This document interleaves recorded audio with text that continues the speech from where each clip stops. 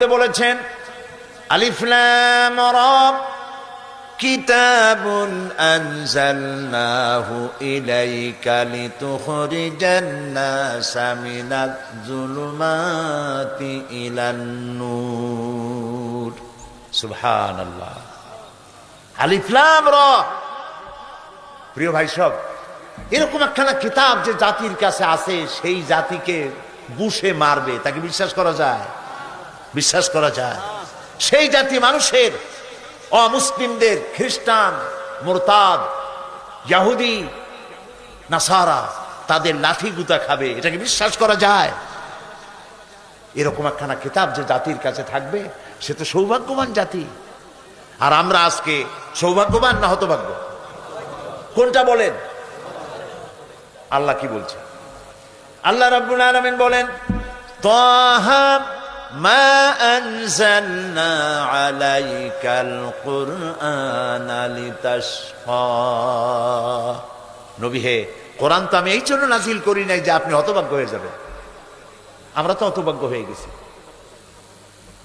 কোরআনের কারণে হতভাগ্য হই নাই, কোরআন থেকে আমার সম্পর্ক শিথিল হওয়ার কারণে আমি হতভাগ্য হয়েছি। আল্লামা ইকবালের এই শের কে না জানে? वो जमाना में मुअज़्ज़ज़ थे मुसलमान होकर और तुम खार बने हो तारिके कुरआन होकर। সে যুগে তো কোরআনকে বুঝে আমরা মর্যাদা সম্পন্ন হয়েছিলাম। কোরআন বুঝছি, কোরআন আমল করেছিলাম বলে একটা খেজুর 4 জনে খাইয়া, 1 গ্লাস পানি 50 জনে খেয়ে রোম, শাম, পারস্য বিজয় করে দুনিয়া অর্ধেকটা পৃথিবী মুসলমানেরা পায়ের তলে এনেছিল। আর আজ পেট ভরে বিরিয়ানি খায়, বিরিয়ানি, পোলাও, কোরমা খাইয়া পেট তরমুজ, ফুটবল, খালি লাথি খায়।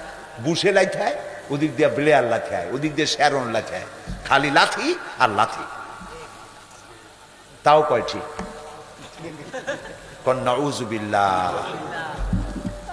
কোরআন যাদের কাছে আসবে তারা লাথি খাবে, মার খাবে। তাহলে বোঝা যাচ্ছে আমরা সেই মুসলমান না যেই মুসলমান বানাবার জন্য আল্লাহ রাসূল এসেছিলেন। যেই মুসলমান বানাবার জন্য কোরআন নাজিল হয়েছিল, আমরা সেই মুসলমান না। আজকে বলতে তার লজ্জা নাই, শরম নাই।